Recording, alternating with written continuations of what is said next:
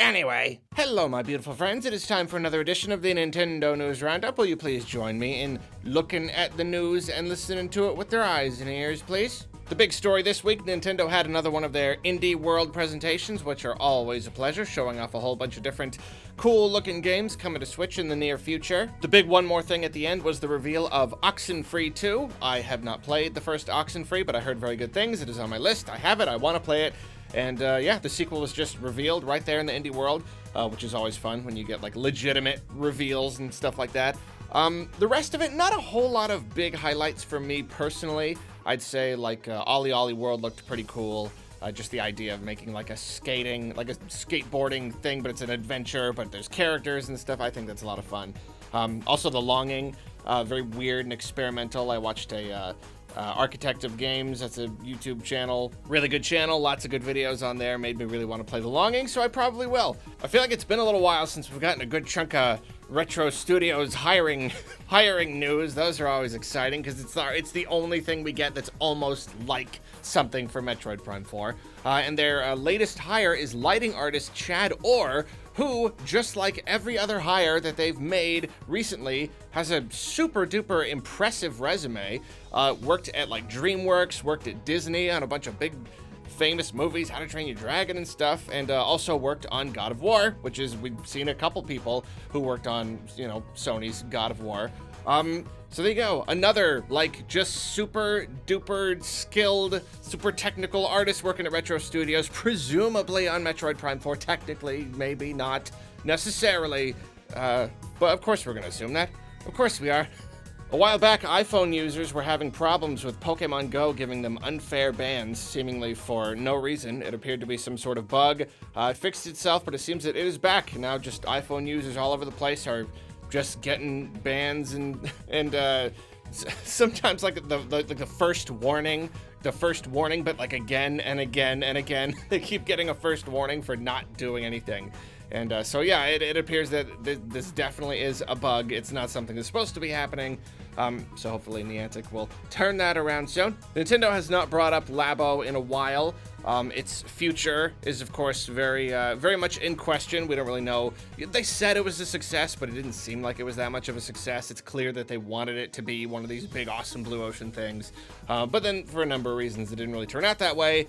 And it seems that the official web page, the website, like on the Nintendo website, is now gone. If you try to go to the actual like Labo thing, it will redirect you to the Labo VR kit. So it is possible that they are ramping down Labo. It could also be possible they're launching a brand new website and it's going to be something new. But it's one of those little tiny things that doesn't necessarily bode well. Emily Rogers, who has been privy to insider Nintendo information in the past, seems to think that there will be one more small announcement at the very least before Nintendo completely ramps down Labo all the way, but we will just have to wait and see. People have started to notice that whenever Phil Spencer gets on camera and you get to see his little office, you can see his shelf in the background, and people have realized that there are usually clues about stuff on the shelf, and so now people are getting a little bit more like they're getting the eagle eye. They're getting a little meticulous in looking. And apparently recently Phil Spencer had a Nintendo Switch on the shelf. Microsoft and Nintendo have been chummy already. Obviously the Switch has gotten some cool ports and stuff. But beyond that, everybody's been waiting to see, like, is Game Pass gonna come to Switch? You know, xCloud or whatever you call it, so you can play Game Pass games on the Switch. It didn't seem like it was gonna happen, and at the moment we don't know what this could possibly mean, but. And it could mean nothing. Obviously, it could just be a Switch. But it's one of those things where, like, it keeps happening. Again and again, it keeps happening. And it's like, oh, no, you guys are crazy. But, like, no, these end up being actual clues. So, is Microsoft and Nintendo, are they doing something together? Is it going to be something substantial, something small, nothing at all? Who knows? But it's another funny little thing to look at. Takaya Imamura, who worked at Nintendo for a long time and worked on a lot of very big games, recently had a very good interview with IGN. They talked about Star Fox, and apparently he had a much bigger part in Star Fox 64 than you would expect. He says they credited him just for his art mainly, but apparently he had a really, really big creative say in just the entire game. He said he worked in a lot of different departments, kind of like shaping the game. It almost seems like he was one of the game's directors. So that's pretty interesting. He was also asked about F-Zero, and he said the series probably isn't dead, but according to him, it would be hard to bring back without some big new idea. It's the same kind of thing that we keep hearing from Shigeru Miyamoto, and it's the thing where we go, yeah, no, nope, that's not true. It's just not true. Playing online, that's not a big enough new thing. HD, fancy graphics, that's not big enough. More player, just a new game. Never mind. I don't need to tell you that. You know that that's ridiculous. No, F-Zero doesn't need a big new idea. You don't have to revolutionize the way it plays. Just give us a new one. Anyway, I just realized how tired my voice sounds. Sorry about that. It's the allergies. Sometimes just a little loose in the old vocal cords, and I cough a lot, and my voice is kind of tired, and it's a little weary right now. Nintendo recently revealed a big Animal Crossing like soundtrack collection, like a big 7-disc thing with music spanning all the different Animal Crossing games. They put it on My Nintendo in Japan exclusively, and of course they all got snatched up instantly. But it seems that they might be selling it elsewhere or selling it outright, because there is a listing for it on Amazon in the West, but at the same time it doesn't look like it's really available. You can't really pre-order it or anything. So we don't know what they're going to do with it. As always, a little frustrating seeing all these other game companies putting their soundtracks on like Spotify and like selling them. You know, you just like buy the soundtrack, and now Nintendo's like, how about, oh, it's an Animal Crossing soundtrack, so it's got to be physical, super limited. It's got to be yet another thing that all of those installed Animal Crossing players, and instead of trying to make money off of them, we have to give them another little, just quick little limited thing that they can snatch up, and we just pat ourselves on the back, and nobody really knows why it's that way, but I gotta get back on track, because every single week this is a thing. It's almost like it's a subject that I have a lot to say on, and I could probably make a whole video about. Interesting. When responding to a Twitter prompt asking what game has been on your backlog the longest, Reggie on Twitter said Mother 3, the English version of Mother 3, that thing that everyone's always asking him about. He says, oh boy, it's been on there a long time, but I haven't gotten to play it. Pretty funny. I think, well, one, this could mean Reggie has a secret unreleased copy of the localized Mother 3. Two, Reggie's into emulation, which would be pretty cool. But probably most likely is he's just trolling everybody. He's just trying to tell us that, like, oh boy, yeah, you get the idea. It's funny. It's a funny joke. Good job, Reggie. Nintendo revealed a brand new color of Switch Lite, blue. It's pretty nice, I gotta say. I don't know, maybe I'm a little biased. I think that's a pretty handsome color right there. Although some people seem to think that it's more purple in some of the images. I don't know. Looks pretty blue to me, but I'm really bad at color. I'm kind of colorblind. I'm the deuteranopia. I'm bad with the reds and the greens. I'm not good at color. It's just like, yeah, it's blue. I don't know. Sure, looks great.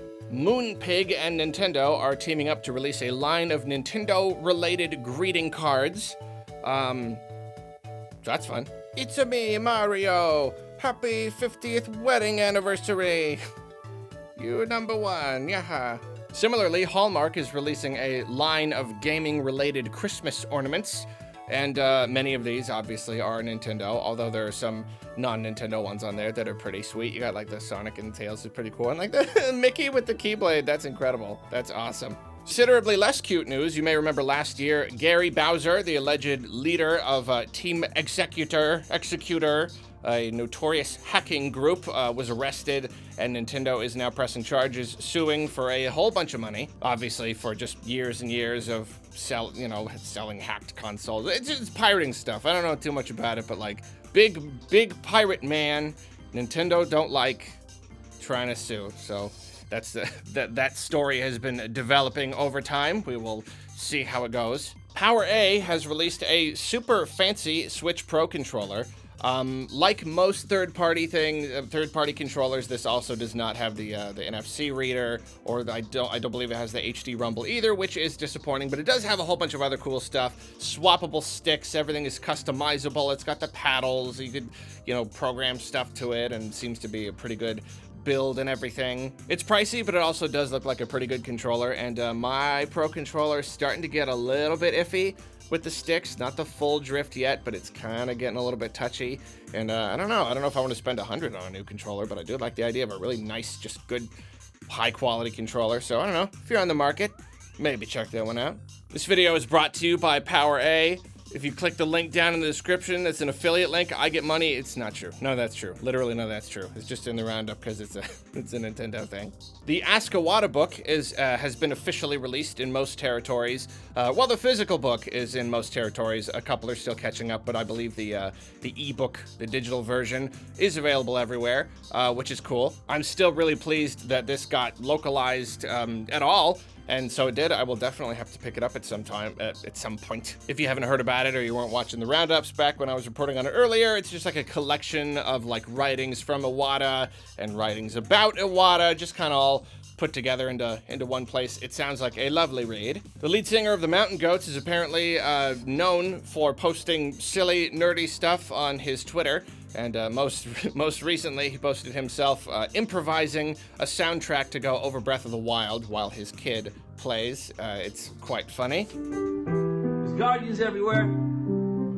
They used to bother us, but now we don't care. I can only hope that he releases a full improvised soundtrack in the future. Mario Kart 8 is now the best-selling racing game ever in the US. That is only if you combine it with the sales of the Wii U version, whereas if you don't, Mario Kart Wii is still #1. But at the same time, over the next few years, I would not be surprised to see even that be dethroned. I don't know how people are so, they're so perceptive, they're so on it. But apparently, on the official, Nintendo Japanese website, a render of Diddy Kong has been updated with a lot more detail, higher quality fur. No idea how people find this stuff, but you know what? It's incredible. I'm really impressed. This was a Mario Party related render. Is it possible that this points to some new Mario Party thing, or perhaps a new Donkey Kong thing, or nothing? Who knows? If you are interested in how Super NES music was created back in the day, a YouTube channel by the name of GST Channel just uploaded a really comprehensive video, detailed breakdown of how they did it, the software and the hardware they used to do it. It's very confusing, it's very technical, and yet it is also very, very interesting. It is incredible how easy it is to make music today versus how impossible it was back then. So give that a watch, that's pretty cool. This video was brought to you by GST Channel. If you click the link, I get money. I'm just kidding. Again, that's not true. A Japanese YouTuber by the name of Somari apparently has been working over the last 20 years to compile a complete Famicom collection. Every single game that hit the Famicom in the box with the instructions, everything 100% complete. And they did it. They finally just did it. They completed that collection. That is incredible. That is really incredible. And my gosh, that collection is, I'm sure it's already worth a lot. And someday it's going to be worth even more, probably pay itself back 10 times over or something. From the people who bring you Switch Player and Ninty Fresh magazines comes the Unofficial Amiibo Handbook. This is a kickstarted project for a book, a physical book just about all the Amiibo and fun facts about them and price guides and all that stuff. Pretty cool. It is completely destroyed. It's a Kickstarter goal with quite a long way to go. Go check that out if you want a book about Amiibos. Artist Big Sky Castle has created basically movie posters for what it would look like if Studio Ghibli did a Zelda movie.